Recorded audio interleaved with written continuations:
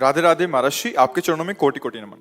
महाराज जी, मेरे से डॉक्टर के कहने से गर्भ हत्या हो गई थी। महाराज जी, मैं पापी हूँ, व्यभिचारी हूँ, मेरे कर्म प्रेत योनि के बन गए हैं। महाराज जी, मुझे राधा रानी कैसे मिलेंगी इससे? वैसे आप नंदगांव के हैं, भगवत पार्षद हैं, आप अपने स्वरूप को पहचानिए। आप श्री कृष्ण सखा हैं। आपसे अगर ये अपराध बन गया है तो अगर धन हो आपके पास तो किसी विद्वान पंडित जो भागवत का मूल संस्कृत से पाठ कर ले, आप घर में बुलाइए। 7 दिन में वो 4 घंटे 5 घंटे का समय लगता है, पूरी भागवत अगर आप पाठ करा लें तो जो अपराध बन गया जाने में या अनजाने में, वो बिल्कुल नष्ट हो जाएगा। महान समर्थ है श्रीमद् भागवत। हाँ, धुंधकारी प्रेत ही बना हुआ था, केवल भागवत सुनने मात्र से वो हरि पार्षद होकर विमान आया और भगवान के धाम को गया। तो श्रीमद् भागवत सुन ले और आगे कोई ऐसी गलती ना होनी चाहिए। और आप समझो आप भगवान के पार्षद हो, आप नंदगांव में हो, लाला के जन्मभूमि में हो, क्रीड़ा भूमि में हो। हाँ, क्या होता है गृहस्थी में अनजाने में भी ऐसे पाप हो जाते हैं। अब जैसे डॉक्टर ने कह दिया कि इसका तो ब्रेन गड़बड़ है, हटा दो, तो कोई ककड़ी खीरा समझेगा क्या? अगर वो ऐसा भी पैदा होता है, आप सेवा करोगे तो मुक्त हो जाओगे, तुम अपने कर्म से मुक्त हो जाओगे, क्योंकि तुम्हारा कर्म उस जीव का कर्म दोनों मिलकर पिता और संतान के रूप में आ रहा है ना, उसे नष्ट नहीं करना चाहिए। बोले इसके तो शरीर के अमुक अंग कमजोर होंगे, हाँ ठीक है, हम सेवा कर लेंगे। नष्ट करेंगे तो एक भारी हत्या, भ्रूण हत्या, गर्भ हत्या, ये बहुत बड़ी हत्या मानी जाती है।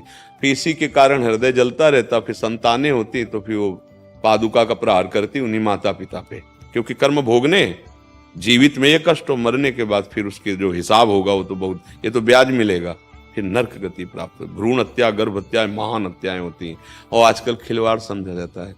पीछे तो कई जगह ऐसा सुनने को मिला था कि अगर लड़की गर्भ में है तो ऐसा करके, तो विचार करना चाहिए। आप देवी शक्ति का अपमान कर रहे हैं। तो पैदा किससे हुए हैं तुम? किससे पैदा हुए हो? तुम्हारी माँ भी तो स्त्री शरीर ही थी। अगर वो लड़की की हत्या करती तो सोचो कितना अज्ञान का विषय है। लड़की क्या है? अरे देवी शक्ति है। आज हमारे भारत की राष्ट्रपति है, नहीं?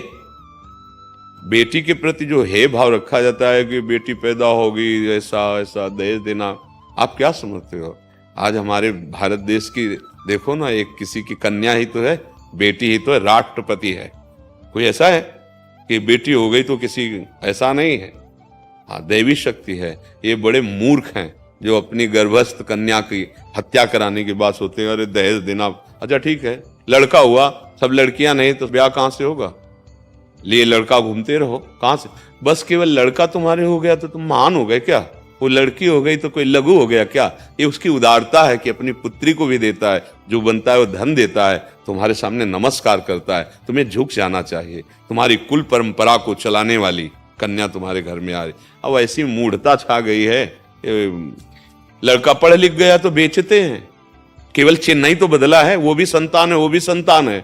केवल तुम्हारे पुत्र का चिन्ह होने के कारण तुम इतना बलवती इच्छाएं प्रकट करते हो कि मुझे इतना दहेज चाहिए, ऐसा। ये तो बिकना हुआ। कितनी मूढ़ता छा रही कि कन्या मात्र से फिर ऐसा, और सब दैवी शक्ति से ही प्रकट है। हम सब किससे पैदा हुए? किसी माँ से। माँ कौन थी? किसी की बेटी ही तो थी। कैसा कैसा अशुद्ध बुद्धि हो गई है, कैसे कैसी राक्षसी बुद्धि।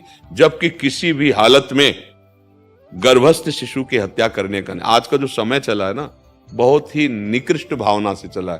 बोले फिर क्या करे? इतनी जनसंख्या बढ़ जाएगी तो मूर्खो, संयम से क्यों ना चलो? संयम से चलो। संयम नियम है, उनके अनुसार चलो। जरूरी है पशुवत आचरण करो? जरूरी है ऐसे महापाप करो? संयम में रहो, ब्रह्मचर्य धारण करो। देखो ना, 10-10 हजार वर्ष तक ब्रह्मचर्य रहे और फिर पुत्र प्रकट किया तो गरुण जी, अरुण जी, ऐसे महान भगवत पार्षद प्रकट होते हैं। अगर आप ब्रह्मचर्य रहकर संतान उत्पन्न, कई हमारे सामने ऐसे दृश्य आए कि बोले डॉक्टर ने कहा था कि इसका जो ब्रेन है वो कमजोर है, इसलिए हटा दो, तो हमने हटा दिया। अब उस डॉक्टर को भी नरक मिलेगा और उस माता पिता को भी। हमने इसको ककड़ी खीरा समझ रखा है। वो जीवात्मा आ रहा है, उसको आने दीजिए। जो सेवा बने सेवा कर दीजिए। उसका भोग वो अपना भोग भोग लेगा और आपका भी भोग चला जाएगा।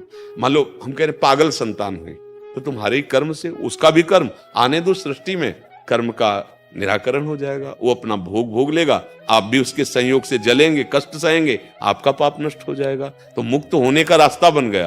अब आप मरवा दिए तो सोचो कैसी माया। मैं तो यही समझ में नहीं आता, तुम्हारे आंगन में बच्चा खेलता हो, कोई एक थप्पड़ मारे तो बर्दाश्त नहीं होगा, कूद पड़ोगी, और तुम्हारे उदर रूपी आंगन पे जो केवल तुमसे सुरक्षित, तुम कैसे राजी हो गई?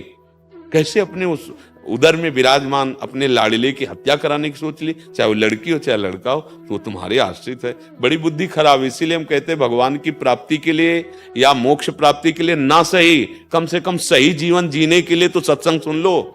सही जीवन तुम्हारा कैसे मनुष्यता पूर्वक जियोगे, इसके लिए तो थोड़ा भजन कर लो, तो तुम्हारी बुद्धि शुद्ध हो जाएगी।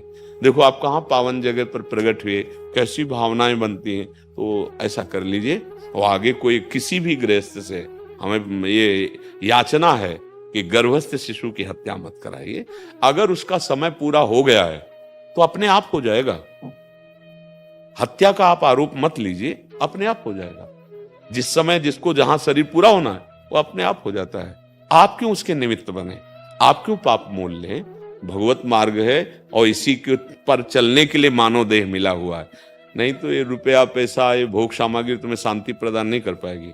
जलोगे, तुम्हारे सामने ऐसे विघ्न उपस्थित रहेंगे, हाँ, उनका निवारण नहीं कर सकोगे, क्योंकि महत अपराध बन गया। इसलिए सावधान। आप अभी प्रायश्चित कर सकते हो। श्रीमद् भागवत गरज रही है। कोई हम ये इसलिए नहीं कह रहे कि आप हत्या कराओ और भागवत करवा लो। गलती हो चुकी है, अब उसके लिए प्रायश्चित है। जो सुन रहे हैं वो इस गलती को कभी ना करें। आप अपने संयम में रखो।